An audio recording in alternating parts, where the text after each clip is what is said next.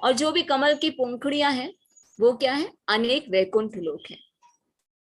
तो प्रत्येक वैकुंठ लोक दिव्य आनंद, पूर्ण ऐश्वर्य तथा स्थान से पूर्ण है और हर एक में अवतारों का निवास है। यदि ब्रह्मा जी और शिव जी आध्यात्मिक आकाश तथा वैकुंठ लोकों की लंबाई और चौड़ाई नहीं माप सकते, तो भला सामान्य जीव किस तरह से उनकी कल्पना कर सकता है।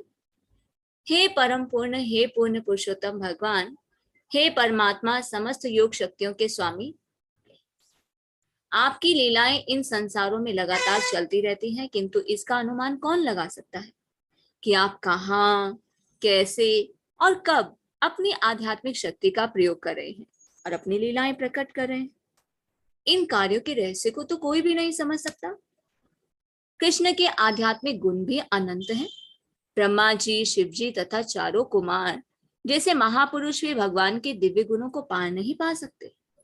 भले ही समय आने पर बड़े बड़े वैज्ञानिक ब्रह्मांड के सारे परमाणुओं, आकाश के सारे नक्षत्रों, ग्रहों और बर्फ के सारे कणों की गणना कर ले, किंतु उनमें से ऐसा कौन है जो पूर्ण पुरुषोत्तम भगवान के अनंत दिव्य गुणों की गणना कर सके। वे समस्त जीवों के लाभ के लिए इस धरातल पर अवतरित होते हैं। ब्रह्मा जी की तो कोई बात ही नहीं। 1000 सिर वाले भगवान अनंत भी भगवान के दिव्य गुणों को पार नहीं पा सकते, यद्यपि वे निरंतर उनका महिमा गान करते रहते हैं। यदि मैं ब्रह्मा तथा तुम्हारे बड़े भाई महान ऋषि और मुनि विविध शक्तियों से युक्त पूर्ण पुरुषोत्तम भगवान का पार नहीं पा सकते, तो फिर उन्हें और कौन समझ सकता है। यद्यपि 1000 फनों वाले भगवान शेष निरंतर उनके दिव्य गुणों का कीर्तन करते हैं, फिर भी वे भगवान के कार्यकलापों का अभी तक पार नहीं पा सके हैं। अनंत देव को भी जाने दे, स्वयं भगवान कृष्ण भी अपने दिव्य गुणों का अंत नहीं पा सकते। निश्चय ही वे स्वयं उन्हें जानने के लिए सदैव उत्सुक रहते हैं। हे प्रभु, आप अनंत हैं। ब्रह्मा जी समेत उच्चतर ग्रहों मंडलों के प्रमुख अधिष्ठाता देवता भी आपका पार नहीं पा सकते, ना ही स्वयं आप अपने गुणों की सीमा पा सकते हैं। आकाश में परमाणु की तरह 7 आवरणों से युक्त असंख्य ब्रह्मांड है और वे सब कालक्रमानुसार घूम रहे हैं। वेद विद्या में निपुण सारे लोग भौतिक तत्वों का हटाते हुए आपको खोज रहे हैं। इस तरह से लगातार खोज करते हुए इस निष्कर्ष पर वे पहुंचते हैं कि आप में हर वस्तु पूर्ण है और इस तरह से आप हर वस्तु के आश्रय हैं। तो यह समस्त वैदिक पंडितों का निष्कर्ष है। इन सारे तर्कों, न्याय, नकारात्मक तथा सकारात्मक प्रतिक्रियाओं के अलग से अलग जब वृंदावन में कृष्ण पूर्ण पुरुषोत्तम भगवान के रूप में विद्यमान थे, तब उनके लक्षणों और कार्यकलापों का अध्ययन करके कोई उनकी शक्ति को पार नहीं पा सका। भगवान ने वृंदावन में समस्त भौतिक और आध्यात्मिक लोगों की रचना क्षण भर में कर दी। उन सबकी सृष्टि अनेक अधिष्ठातों समेत की गई। हमें ऐसी अद्भुत बातें अन्यत्र सुनाई नहीं पड़ती। इन घटनाओं के श्रवण मात्र से मनुष्य का चित्त उत्तेजित होकर विमल हो जाता है कि जब भगवान कृष्ण इस धरा पर वृंदावन में थे, तब ब्रह्मा जी ने उन्हें सामान्य ग्वाल बाल समझा था। आप सभी को याद होगी ब्रह्म विमोहन लीला।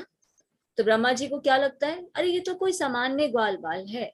तो उन्होंने उन्हें भगवान कृष्ण जब द्वापर युग में थे, ग्वाल बाल के रूप में ब्रह्मा जी उन्हें समझते हैं कि एक साधारण ग्वालपाल है, तो उनकी शक्ति की परीक्षा लेनी चाहिए। इसलिए उन्होंने क्या किया था, ब्रह्मा जी ने कृष्ण के सारे बछड़े और ग्वालपालों को चुरा लिया और उन्हें अपनी माया से छिपा दिया।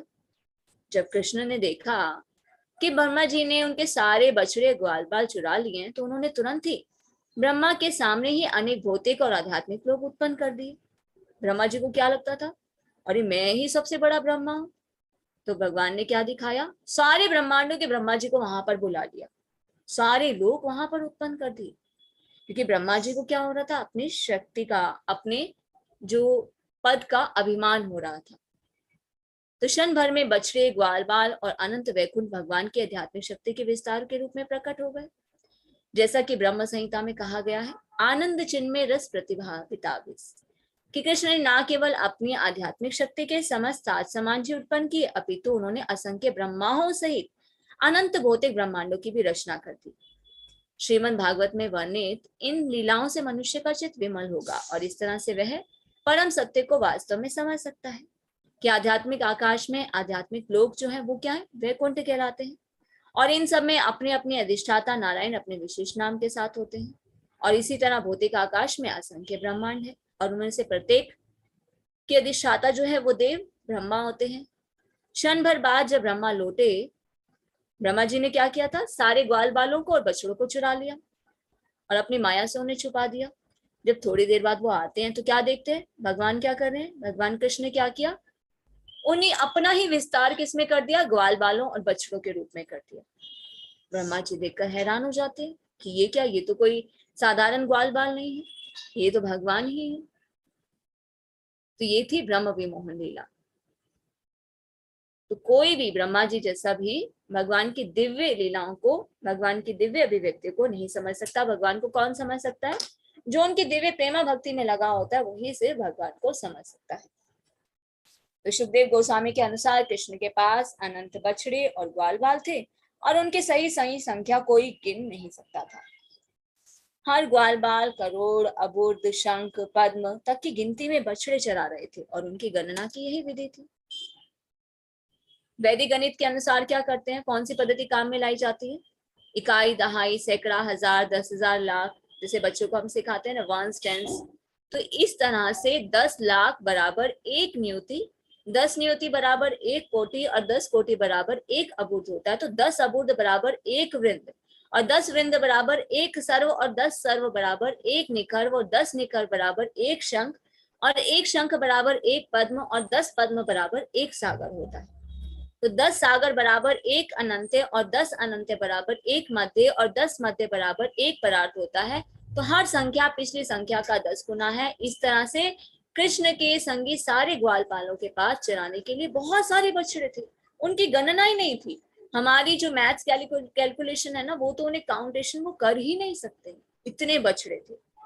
तो सारे ग्वाल बालों के पास असंख्य बछड़े थे। इसी तरह से उनकी छड़ियां, बांसुरियां, कमल के फूल, सींग के बाजे, वस्त्र, आभूषण भी असंख्य थे और उनके विषय में लिखकर उनकी संख्या सीमित नहीं की जा सकती। तब सारे ग्वाल बाल वैकुंठपति चतुर्भुज नारायण बन गए और विभिन्न ब्रह्मांडों के पृथक पृथक ब्रह्मा उन भगवानों की स्तुति करने लगे। तो ये सारे दिव्य शरीर कृष्ण के ही शरीर से उद्भूत हुए और क्षण भर में ही वे पुनः उनके शरीर में प्रवेश कर गए। तो जब ब्रह्मा जी ने सबको चुरा लिया तो भगवान ने क्या किया, अपना ही विस्तार कर दिया। जब ब्रह्मा जी ने ये लीला देखी, जब इस ब्रह्मांड के ब्रह्मा ने ये लीला देखी तो बहुत ही आश्चर्यचकित हो गए। फिर उन्होंने स्तुति करने के बाद यह निर्णय लिया, ये कहे कृष्णेर वैभव मुनि सब जानो, से जानो को काय मने मुनि एहि मानो। तो ब्रह्मा जी ने कहा, यदि कोई कहता है कि वह कृष्ण के ऐश्वर्य के विषय में सब कुछ जानता है तो वे भले ही ऐसा सोचता रहे, किंतु जहां तक मेरा संबंध है, मैं तो अपने शरीर और मन से इस तरह से मानता हूँ कि हे प्रभु, आपका वैभव असीम अमृत सागर के समान है। मैं मौखिक रूप से या मानसिक रूप से इस सागर की एक बूंद का भी अनुभव नहीं कर सकता।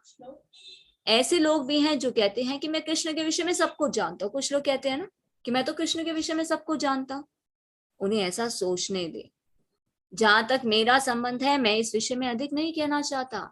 हे प्रभु, मुझे इतना ही कहने दे, जहां तक आपके वैभव का संबंध है वे मेरे मन, शरीर और शब्दों की पहुंच के बाहर है। तो ब्रह्मा जी क्या कह रहे हैं कि मैं तो भगवान के बारे में बता ही नहीं सकता, वो मेरे मन, शरीर और शब्दों की पहुंच के बाहर है। जब ब्रह्मा जी भगवान के बारे में नहीं बता सकते तो कोई साधारण जीव कैसे बता सकता है भगवान के विषय में।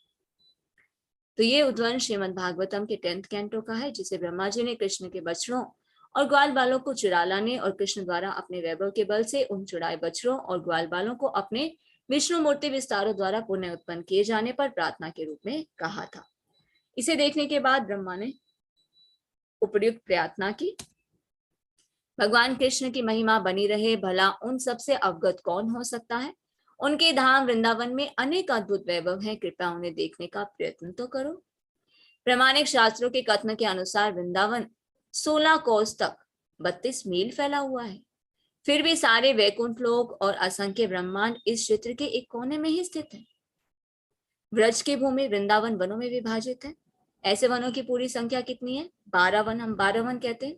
तो इसका विस्तार कितना है, 84 कोस बताया जाता है। यात्रा करते हैं ना, वृंदावन जाते हैं तो 84 कोस की यात्रा होती है। तो कितना क्षेत्रफल बताया जाता है, 84 कोस। तो इनमें से विशेष वृंदावन नामक वन वर्तमान वृंदावन शहर से नंदग्राम तक विस्तृत है और यह पूरे 16 कोस या 32 मील है। तो कृष्ण के ऐश्वर्य का अनुमान लगा पाना किसी के लिए संभव नहीं है। क्या बताया जा रहा है? फिर भी सारे के सारे जो वैकुंठ हैं, असंख्य ब्रह्मांड हैं, वृंदावन के एक क्षेत्र के कोने में ही स्थित हैं। ये कृष्ण का ऐश्वर्य है, इसका अनुमान लगा पाना संभव नहीं है। फिर वो असीम है। फिर भी जिस तरह से वृक्ष की शाखाओं से होकर चंद्रमा दिखता है, उस तरह से मैं संकेत मात्र कहना चाहता हूँ। सबसे पहले बालक को वृक्ष की शाखाएं दिखलाई जाती हैं, फिर उसे उन शाखाओं से होकर झांकता चंद्रमा दिखलाया जाता है। यह शाखा चंद्र न्याय कहलाता है। भाव यह है कि पहले सरल उदाहरण प्रस्तुत करके तब कठिन पृष्ठभूमि की विवेचना की जाती है। तो यहाँ पर एक सरल उदाहरण के तौर पर बता रहे हैं कि ब्रह्मा जी जब भगवान के ऐश्वर्य को नहीं बता सकते, तो कोई एक साधारण जीव कैसे बता सकता है। तो कृष्ण की दिव्य ऐश्वर्य का वर्णन करते हुए चैतन्य महाप्रभु के मन में ऐश्वर्य का सागर लहराने लगा और उनका मन और उनकी इंद्रियां उसी सागर में निमग्न हो गई। इस तरह से वे विशुद्ध हो उठे। श्री चैतन्य महाप्रभु ने श्रीमद् भागवतम का निम्नलिखित श्लोक स्वयं सुनाया और इसके अर्थ के आस्वादन के लिए वे स्वयं ही इसकी व्याख्या करने लगे, जिसका अर्थ है, पूर्ण पुरुषोत्तम भगवान कृष्ण तीनों लोकों तथा प्रमुख देवताओं ब्रह्मा विष्णु और शिव के स्वामी हैं। कोई ना तो उनके तुल्य है, ना उनसे बढ़कर है।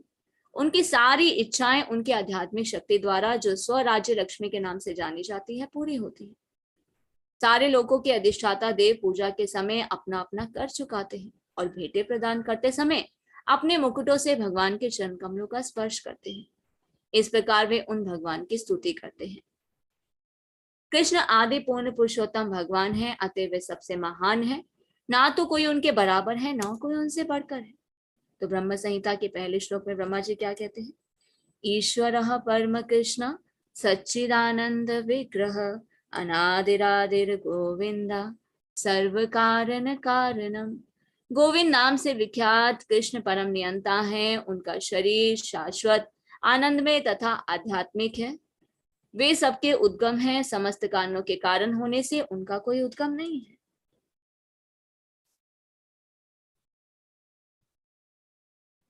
इस भौतिक सृष्टि के मुख्य अधिष्ठाता देव ब्रह्मा विष्णु और शिव हैं। फिर भी वे केवल भगवान के आदेशों का ही पालन करते हैं, क्योंकि कृष्ण उन सबके स्वामी हैं। ब्रह्मा जी ने कहा, पूर्ण पुरुषोत्तम भगवान की इच्छा अनुसार क्या करता हूं मैं? सृजन का कार्य करता हूँ। शिव जी क्या करते हैं? विनाश करते हैं। और वे स्वयं भगवान क्या करते हैं? क्षीरोदक्षाय विष्णु के रूप में भौतिक प्रकृति के सारे कार्यकलापों का पालन करते हैं। और इस तरह से भगवान विष्णु भौतिक प्रकृति के तीनों गुणों के परम नियंता है। यह तो एक सामान्य विवरण मात्र है। अब कृपा त्रयाधीश का दूसरा अर्थ समझने का प्रयास करें। विष्णु के तीन पुरुष अवतार भौतिक सृष्टि के मूल कारण है। महाविष्णु, पद्मनाम और क्षीरोदक्षाय विष्णु, ये तीनों ही समस्त स्थूल तथा सूक्ष्म अस्तित्व के परमात्मा है। यद्यपि महाविष्णु, पद्मनाम और क्षीरोदक्षाय विष्णु संपूर्ण ब्रह्मांड के आश्रय और नियंता है, फिर भी वे कृष्ण के पूर्ण अंश या पूर्ण अंश के भी अंश हैं। अतः वे आदि भगवान है। ब्रह्मा तथा संसार के अन्य स्वामी महाविष्णु के रोमकूपों से प्रकट होते हैं और उनके एक निश्वास की अवधि तक जीवित रहते हैं। मैं आदि भगवान गोविंद की वंदना करता हूँ, क्योंकि महाविष्णु इनके पूर्ण अंश के अंश हैं। यह तो मध्यम अर्थ है। अब इसका गुह्य अर्थ सुनो। भगवान कृष्ण के तीन निवास स्थान हैं, जो प्रामाणिक शास्त्रों से भली भांति जाने जाते हैं। तो भगवान तीन के निवास स्थान कौन से हैं? कृष्ण के तीन धाम हैं। उनका अंतरंग धाम गोलोक वृंदावन, उनका मध्यम आवास परव्योम और उनका बाह्य आवास ये भौतिक जगत। तो भगवान का जो घर है वो कौन सा है? गोलोक वृंदावन। उनका जो ऑफिस है वो क्या है? वैकुंठ। और उनका बाह्य आवास क्या है? ये भौतिक जगत। इस भौतिक जगत में भगवान किस रूप में रहते हैं? क्षीरोदक्षाय विष्णु के रूप में। हर एक जीव के हृदय में भगवान परमात्मा के रूप में विराजमान है। तो अंतरंग आवास अंतःपुर गोलोक वृंदावन कहलाता है। यहीं पर कृष्ण के अपने सखा पार्षद पिता और माता रहते हैं। वृंदावन कृष्ण की कृपा का एवं माधुर्य प्रेम के मधुर वैभव का भंडार है। यहीं पर आध्यात्मिक शक्ति दासी बनकर समस्त लीलाओं के साथ रास नृत्य का प्रदर्शन करती है। और परमेश्वर की कृपा के कारण वृंदावन धाम अत्यंत कोमल है और माधुर्य प्रेम के कारण ये विशेष रूप से ऐश्वर्य युक्त है। यहाँ पर महाराज नंद के पुत्र की दिव्य महिमाओं का प्रदर्शन होता है और ऐसी दिशा में हमारे भीतर थोड़ी सी भी चिंता उत्पन्न नहीं होती।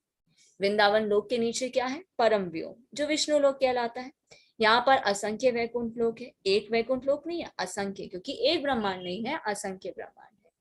जिनका नियंत्रण नारायण और कृष्ण के अन्य असंख्य विस्तारों द्वारा किया जाता है। तो वैकुंठ में भगवान किस रूप में रहते हैं?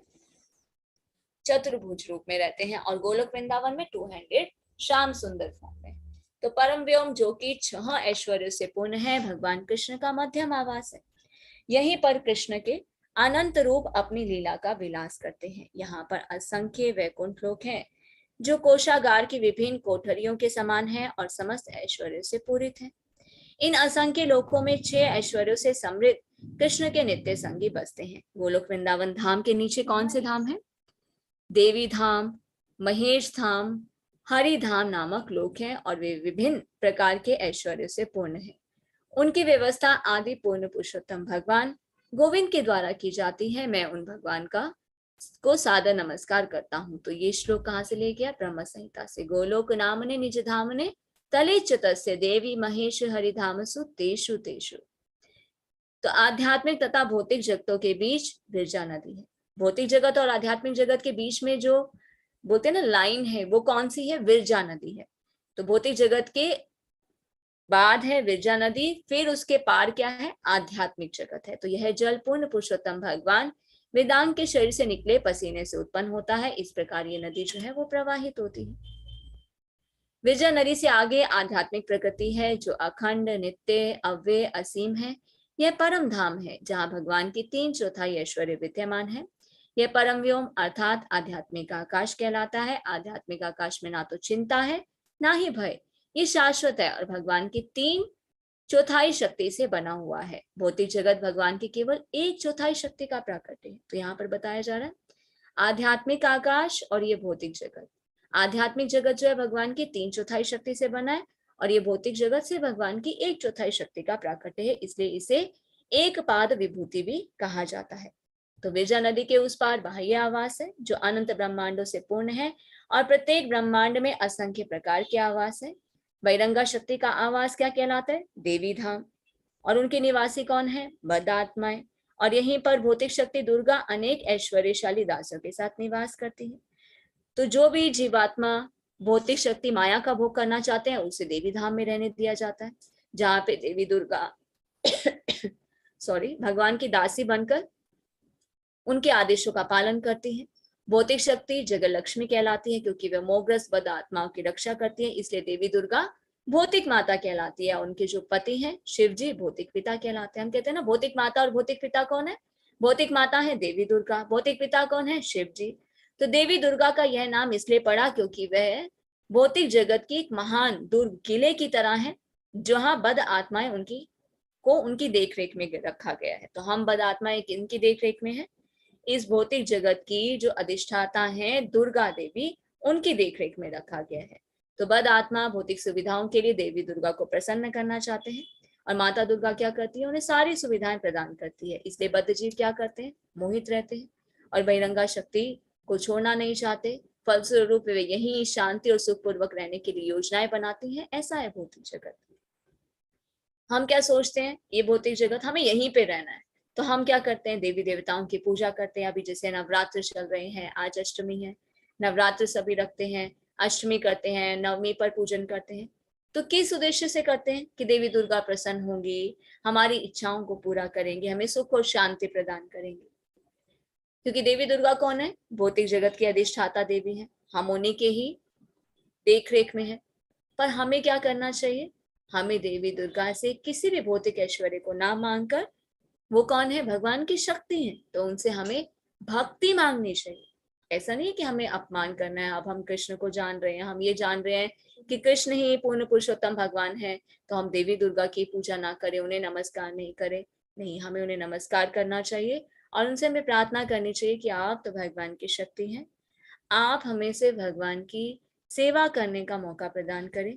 तो हम जो भी देवी दुर्गा से मांगते हैं वो हमारी इच्छाओं को पूरा करते। जब वो देखेंगे कि हम उनसे कोई भौतिक ऐश्वर्य नहीं मांग रहे, उनसे हम उनके ही जो ईश्वर हैं उनकी भक्ति मांग रहे हैं, उनके चरण कमलों की सेवा मांग रहे हैं, तो बहुत प्रसन्न होंगे।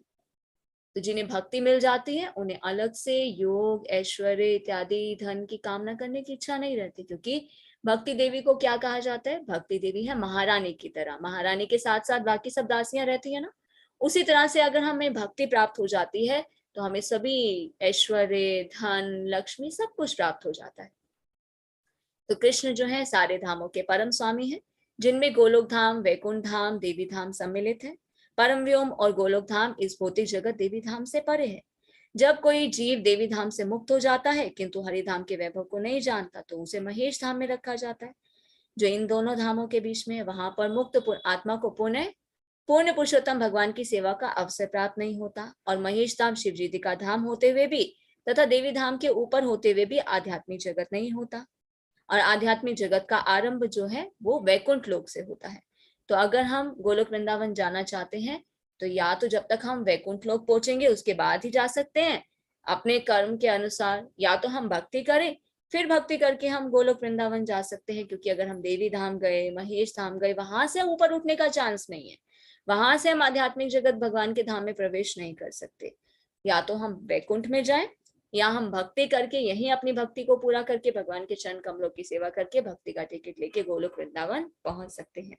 तो आध्यात्मिक जगत को पूर्ण पुरुषोत्तम भगवान की शक्ति और ऐश्वर्य का 3/4 त्रिपाद माना जाता है, क्योंकि ये भौतिक जगत केवल 1/4 होता है। यही हमारी जानकारी है। तो चूंकि आध्यात्मिक जगत भगवान की 3/4 शक्ति से बना है, इसलिए ये त्रिपाद भूत कहलाता है, और ये भौतिक जगत भगवान की 1/4 शक्ति से बना है, इसलिए ये एक पाद कहलाता है। तो भगवान की 3/4 शक्ति हमारी वर्णन शक्ति के परे है, अतः उनकी शेष 1/4 जो शक्ति है उनके विषय में विस्तार से सुनो।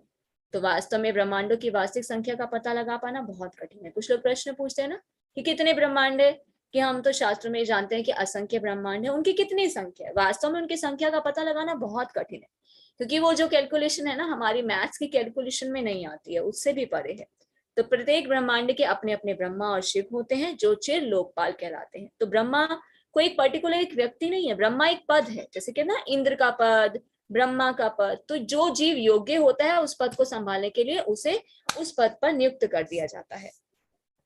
तो हर एक ब्रह्मांड के अपने अपने ब्रह्मा होते हैं, शिव होते हैं, जिन्हें चिर लोकपाल कहा जाता है, इसलिए इनकी भी कोई गिनती नहीं है। जब ब्रह्मांडों की गिनती नहीं है तो उतने ही ब्रह्मा और उतने शिव की भी गिनती नहीं है। तो शिव तथा ब्रह्मा को चिर लोकपाल अर्थात स्थायी राज्यपाल कहा जाता है। इसका अर्थ क्या है कि वे सृष्टि के आदि से अंत तक ब्रह्मांड के कार्यकलापों का निरीक्षण करते हैं। हो सकता है कि अगली सृष्टि में वे ये जीव विद्यमान ना हो, किंतु ब्रह्मा और शिव आदि से अंत तक रहते हैं, क्योंकि वे चिर लोकपाल अर्थात स्थायी शासनकर्ता कहलाते हैं। लोकपाल का अर्थ है अधिष्ठाता देवा। प्रमुख स्वर्ग लोकों के 8 लोकपाल हैं, जिनके नाम है, कौन कौन से लोकपाल होते हैं? इंद्र, अग्नि, यम, वरुण, नित्रति, वायु, कुबेर और शिव। ये अलग अलग ब्रह्मांडों के अलग अलग लोकपाल होते हैं। तो एक बार जब कृष्ण द्वारका में राज्य कर रहे थे तो ब्रह्मा जी उनसे मिलने के लिए आए। आप सभी ने अगर कृष्णा बुक पढ़ी है तो उस अध्याय में ये आता है कि जब भगवान ने क्या किया था, 16,108 रानियां थी, उनके लिए द्वारिका में महल बनवाए थे, जितनी रानियां थी उतने महल बनवाए थे और अपना ही विस्तार किया था। तो ब्रह्मा जी उनसे मिलने के लिए आए थे, देखने के लिए कि किस प्रकार भगवान गृहस्थ आश्रम का पालन कर रहे हैं। तो ब्रह्मा जी उनसे मिलने के लिए आते हैं द्वारिका में। तो द्वारपालों ने तुरंत ही कृष्ण को ब्रह्मा जी के आगमन की जानकारी दी। तो जब कृष्ण को यह बतलाया गया तो उन्होंने तुरंत ही द्वारपाल से पूछा कि कौन से ब्रह्मा? भगवान क्या पूछते हैं? द्वारपाल ने आकर बताया कि ब्रह्मा जी आए हैं। तो द्वारपाल बोलते हैं कृष्ण को कि ब्रह्मा जी आए। तो भगवान के कहते हैं कि कौन से ब्रह्मा आए हैं, उनका क्या नाम है? द्वारपाल फिर से लौट गया और उसने ब्रह्मा जी से पूछा। तो द्वारपाल ने पूछा कि आप कौन से ब्रह्मा है? तो ब्रह्मा जी को तो बड़ा ही आश्चर्य हुआ। उन्होंने द्वारपाल से जाकर कहा, जाकर भगवान कृष्ण को सूचित करो कि चारों कुमारों के पिता चतुर्मुख ब्रह्मा आए हैं। तब द्वारपाल ने भगवान कृष्ण से ब्रह्मा का विवरण बतलाया और भगवान कृष्ण ने उन्हें आज्ञा दी कि उन्हें भीतर आने दिया जाए। तो द्वारपाल ब्रह्मा को भीतर ले गया। जो ही ब्रह्मा ने भगवान कृष्ण को देखा तो उन्होंने उनके चरण कमलों में नमस्कार किया। ब्रह्मा द्वारा पूजा किए जाने के बाद भगवान कृष्ण ने भी उपयुक्त शब्दों से उनका सम्मान किया। तब भगवान कृष्ण ने उनसे पूछा, आप यहाँ किस लिए आए हैं? पूछे जाने पर ब्रह्मा जी ने तुरंत उत्तर दिया, ये तो मैं बाद में बतलाऊंगा कि मैं किस लिए आया हूँ। पहले तो मेरे मन में एक संदेह है जिसे मैं चाहता हूं कि कृपया आप दूर कर दें। आपने ये क्यों पूछा कि कौन से ब्रह्मा आपसे मिलने के लिए आए? ऐसे प्रश्न का क्या अर्थ है? इसका क्या अभिप्राय है? क्या इस ब्रह्मांड के भीतर मेरे अतिरिक्त कोई और अन्य ब्रह्मा भी है? ये सुनकर श्री कृष्ण मुस्कुराए और तुरंत ध्यान मग्न हो गए। देखते ही देखते वहां पर असंख्य ब्रह्मा आ गए, क्योंकि ब्रह्मा जी को क्या लग रहा था कि मैं ही ब्रह्मा हूं। के ब्रह्मा है। तो वहां पर भगवान ने क्या किया, सभी ब्रह्माओं को बुला लिया। तो इन ब्रह्माओं के शिरों की संख्या भिन्न भिन्न थी। किसी के 10 सिर थे, किसी के 20 थे, किसी के 100 सिर भी थे, किसी के 1000 भी सिर थे, किसी के 10,000, किसी के 1 लाख सिर थे, किसी के 1 करोड़, और किसी के 1 अबुद। 1 अबुद हमने जाना था ना अभी, कि 1 करोड़ को भी मल्टीप्लाई 10 मल्टीप्लाई 10 मल्टीप्लाई 10 मल्टीप्लाई 10 कर दे तो वो 1 अबुद शिष्य होते हैं। तो उनके मुखों की संख्या की गणना कोई नहीं कर सकता। उस समय वहां अनेक शिव भी आए, जिनके लाखों और करोड़ों विविध सिर थे। अनेक इंद्र भी आए, उनके भी सारे शरीरों में लाखों करोड़ों आंखें थी। कहा जाता है कि स्वर्ग का राजा जो इंद्र होता है ना, बड़ा ही कामी होता है। एक बार इंद्र ने क्या किया था, महर्षि की पत्नी के साथ संभोग किया था, किंतु जब महर्षि को इसका पता चल गया तो उन्होंने कामी इंद्र को श्राप दे दिया कि उसके शरीर भर में योनियां हो जाएं। और इंद्र जो थे अत्यंत लज्जित होकर उस महर्षि के चरण कमलों पर गिर पड़े और क्षमा मांगी। अब महर्षि जो थे वो दयालु थे, दयालु होकर उन्होंने क्या किया, योनियों को आंखों में परिणित कर दिया। इसलिए इंद्र के सारे शरीर में करोड़ों करोड़ों आंखें हैं। जिस तरह से ब्रह्मा और शिव के अनेक सिर होते हैं ना, उसी प्रकार की इंद्र की बहुत सारी आंखें होती है। तो जब ब्रह्मांड के चतुर्भुज ब्रह्मा ने कृष्ण का इतना सारा वैभव देखा तो वो हैरान हो गए। उन्हें क्या लगता था कि मैं ही ब्रह्मा हूं जो इस ब्रह्मांड का अधिष्ठाता हूं। उन्होंने अपने आप को अनेक हाथियों के बीच एक खरगोश के समान समझा। एक खरगोश है और बहुत सारे हाथी हैं, तो क्या हम देख के स्थिति बता सकते हैं ना कि उस खरगोश की क्या स्थिति होगी जो वो इतने बड़े बड़े विशालकाय हाथियों को देखा। तो जब 4 सिर वाले ब्रह्मा जी ने देखा, अरे यहाँ तो इतने बड़े बड़े सिर वाले ब्रह्मा जी, 1,000, 1 करोड़, 1 अबुद सिर वाले ब्रह्मा जी। तो जितने भी ब्रह्मा कृष्ण को मिलने के लिए आए, उन सब ने भगवान श्री कृष्ण के चरण कमलों में नमस्कार किया। जब उन्होंने ऐसा किया तो उनके मुक्तों ने भगवान के चरण कमलों का स्पर्श किया। तो भगवान कृष्ण के अचिंत्य शक्ति का अनुमान कोई भी नहीं लगा सकता। यहाँ तक वहां जितने भी ब्रह्मा थे वे सभी कृष्ण के एक ही शरीर में स्थित थे। जब सारे मुकुट कृष्ण के चरण कमलों पर एक साथ टकराए तो तुमुल ध्वनि उत्पन्न हो गई। ऐसा लग रहा था मानो स्वयं मुकुट कृष्ण के चरण कमलों की स्तुति कर रहे हो। हाथ जोड़कर सारे ब्रह्मा और शिव जो थे कृष्ण की स्तुति करने लगे। हे प्रभु, आपने हम पर बड़ी कृपा की है, हम आपके चरण कमलों का दर्शन पाने में समर्थ हो सके। तब सबने कहा, ये मेरा परम सौभाग्य है कि आपने मुझे अपना दास समझकर बुलाया है। आप बतलाएं कि आपकी क्या आज्ञा है जिसे मैं शिरोधार्य करूं।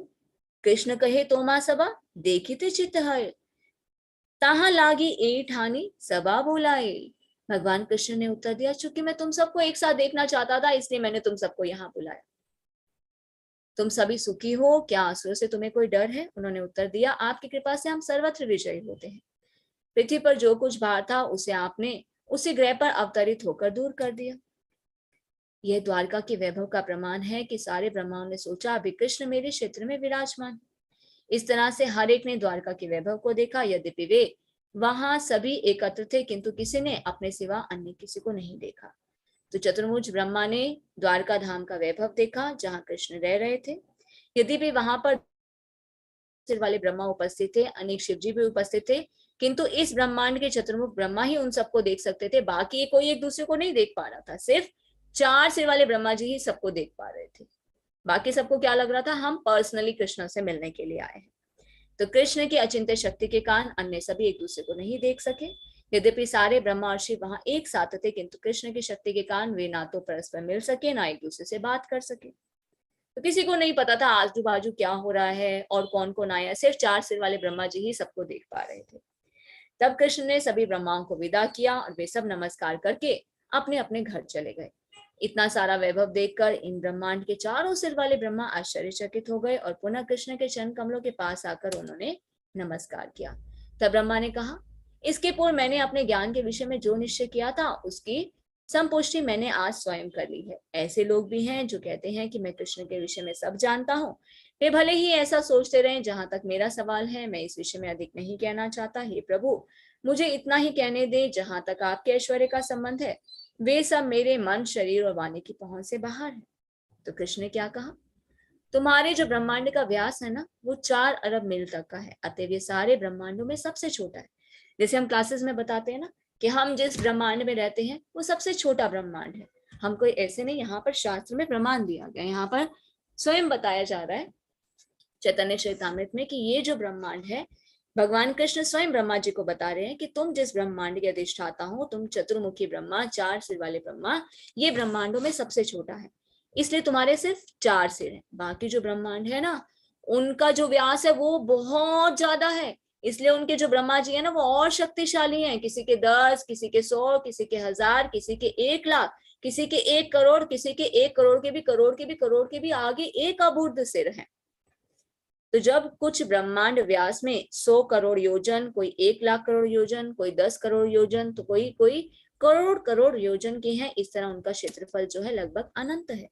तो ब्रह्मांड के आकार के अनुसार ही ब्रह्मा के शरीर में इतने सिर होते हैं। तो जितना बड़ा ब्रह्मांड उतने ब्रह्मा जी शक्तिशाली, उतने ब्रह्मा जी के सिर। तो इस तरह से मैं असंख्य ब्रह्मांडों का पालन करता हूँ। तो जब इस भौतिक जगत में व्यास मेरी 1/4 शक्ति की लंबाई और चौड़ाई को कोई नहीं माप सकता, तो भला आध्यात्मिक जगत में प्रकट होने वाली मेरी 3/4 शक्ति को कौन माप सकता है? देखिए, असंख्य ब्रह्मांड है, हजारों करोड़ों ब्रह्मांड है, वो क्या है? भगवान की 1/4 शक्ति। जब उसको कोई नहीं माप सकता, तो आध्यात्मिक जगत तो क्या है? भगवान की 3/4 शक्ति, उसका मल्टीपल और 3। तो उसका कैसे कोई ज्ञान प्राप्त कर सकता है? उसे कोई कैसे माप सकता है? तो विद्या नदी के उस पार आध्यात्मिक प्रकृति है, जो अविनाशी, शाश्वत, अव्यय और असीम है। यह वह परम धाम है जिसमें भगवान का 3/4 वैभव स्थित है। यह परम व्योम अर्थात आध्यात्मिक आकाश कहलाता है। तो यह द्वंद जो है पद्म पुराण का है, जिसे यहाँ कृष्ण ने सुनाया है। इस तरह से कृष्ण ने इस ब्रह्मांड के चतुर्मुख जो ब्रह्मा है उनको विदा किया। तो इस तरह से हम समझ सकते हैं कि कृष्ण की शक्ति के परिणाम की कोई भी गणना नहीं कर सकता। जगदीश्वर शब्द का अर्थ अत्यंत गूढ़ है, जो यह बतलाता है कि कृष्ण के अधिकार में 3 विभिन्न लोक और प्रकृतियां हैं। त्रियधीश्वर का शब्द का अर्थ क्या है? तीनों लोकों के स्वामी। 3 लोक हैं, तो कृष्ण इन सबके परम स्वामी है। कौन से 3 लोक हमने जाना था? गोलोक वृंदावन, परम व्योम जो असंख्य वैकुंठ है, और ये भौतिक जगत। भगवान 3 लोकों के स्वामी है। तो आता है ना कई बार कि भगवान कौन है? 3 लोकों के स्वामी। तो फिर बड़े लोग कंफ्यूज होते हैं, अरे 3 लोक का अर्थ क्या होता है? 3 लोक का अर्थ होता है, पहला गोलोक वृंदावन, दूसरा परव्योम। परव्योम का अर्थ क्या होता है? असंख्य ब्रह्मांड। एक ब्रह्मांड नहीं है ना, असंख्य ब्रह्मांड, उसके भी भगवान स्वामी है। तीसरा है ये भौतिक जगत, इसके भी भगवान स्वामी है। तो सर्वलोक शब्द का अर्थ है तीनों जगत, और महेश्वर शब्द का है परम स्वामी। तो कृष्ण भौतिक और आध्यात्मिक दोनों जगतों के स्वामी हैं। और आध्यात्मिक जगत के 2 भाग हैं, गोलोक वृंदावन और वैकुंठ। और ये भौतिक जगत क्या है? अनंत ब्रह्मांडों का संयोग है। तो भौतिक जगत क्या है? जितने भी ब्रह्मांड है उनका संयोग है। 3 लोक हैं, गोकुल, मथुरा और द्वारिका। कृष्ण इन्हीं 3 स्थानों में शाश्वत निवास करते हैं। श्रील भक्ति सिद्धांत सरस्वती ठाकुर की टीका है कि गोलोक ग्रह के 3 विभाग हैं, गोकुल, मथुरा, द्वारिका। गोलोक वृंदावन हम कहते हैं ना, उसके भी आगे 3 पार्ट्स हैं। वो कौन से हैं? गोकुल, मथुरा और द्वारिका। तो कृष्ण अपने श्री चैतन्य महाप्रभु गौर सुंदर अवतार में जिन 3 क्षेत्रों में लीलाएं करते हैं वो क्या है? नवदीप, जगन्नाथपुरी और ब्रजमंडल। तो ये तीनों स्थान अंतरंगा शक्ति से पूर्ण है, और पूर्ण पुरुषोत्तम भगवान कृष्ण उनके सर्व सर्वा है। जैसा कि पहले भी कहा जा चुका है कि सारे ब्रह्मांडों और वैकुंठ लोक के समस्त अधिष्ठाता देवों की मुक्तों की मनियों ने भगवान को नमस्कार करते समय उनके सिंहासन तथा चरण कमलों का स्पर्श किया है। जब सारे अधिष्ठाता देवों के मुक्तों की मनियां भगवान के सिंहासन और उनके चरण कमलों से टकराई, तो झन झन की आवाज उत्पन्न हुई, और ऐसा लगता था मानो सारे मुकुट कृष्ण के चरण कमलों की स्तुति कर रहे हों। और इस तरह से कृष्ण सदैव अपनी आध्यात्मिक शक्ति में स्थित रहते हैं, और इस शक्ति का वैभव ऐश्वर्य कहलाता है, क्योंकि उनके पास आध्यात्मिक शक्तियां हैं जो उनकी सारी इच्छाओं की पूर्ति करती हैं। अतः कृष्ण पूर्ण पुरुषोत्तम भगवान माने जाते हैं। ये वेदों का कथन है। Who is the supreme personality of Godhead? According to the Vedas, Puranas, Krishna is the supreme personality of Godhead. Krishna की असीम शक्तियां अमृत के सागर के समान है। चूंकि उस सागर में कोई स्नान नहीं कर सकता, इसलिए मैंने उसकी एक बूंद का स्पर्श मात्र वर्णन किया है। जब श्री चैतन्य महाप्रभु ने इस तरह से कृष्ण के ऐश्वर्य और उनके आध्यात्मिक शक्तियों का वर्णन किया, तब उनके भीतर कृष्ण प्रेम जाग उठा, और उनका मन माधुर्य प्रेम की माधुरी में निमग्न हो गया। और उन्होंने श्रीमद् भागवत का निम्नलिखित श्लोक सुनाया, जिसका अर्थ है कि भगवान कृष्ण ने अपनी आध्यात्मिक शक्ति का प्रदर्शन करने के लिए इस भौतिक जगत में अपनी लीलाओं के उपयुक्त एक रूप प्रकट किया है। यह रूप उनके लिए भी अद्भुत था और सौभाग्य संपदा का परम धाम था। उनके अंग इतने सुंदर थे कि वे उनके शरीर में धारण किए हुए आभूषणों के सौंदर्य को बढ़ा रहे थे। भगवान कृष्ण की अनेक लीलाएं हैं। जिसमें मनुष्य रूप में उनकी लीलाएं सर्वोत्तम है। उनका मनुष्य रूप सर्वोत्कृष्ट दिव्य रूप है। इस रूप में वे ग्वाल बाल हैं और वे अपने हाथ में वंशी लिए रहते हैं और उनकी किशोरावस्था नित्य नूतन बनी रहती है। वे एक दक्ष नृतक भी हैं। यह सब मनुष्य रूप में उनकी लीलाओं के सर्वथा अनुरूप है। हे प्रिय सनातन, कृष्ण का मधुर आकर्षक दिव्य रूप इतना सुंदर है, जरा इसे समझने का प्रयास करो। कृष्ण के सौंदर्य के ज्ञान का एक अंश भी तीनों जगतों को प्रेम के समुद्र में डुबो सकता है। ये तीनों जगतों के सारे जीवों को आकर्षित करने वाला है। भगवान कृष्ण का दिव्य रूप जगत को उनकी आंतरिक शक्ति द्वारा प्रदर्शित किया जाता है। यह शक्ति शुद्ध सत्व का रूपांतर है। रत्न जैसा यह रूप भक्तों का अत्यंत गुप्त धन है। यह रूप कृष्ण की सनातन लीलाओं से प्रकट होता है।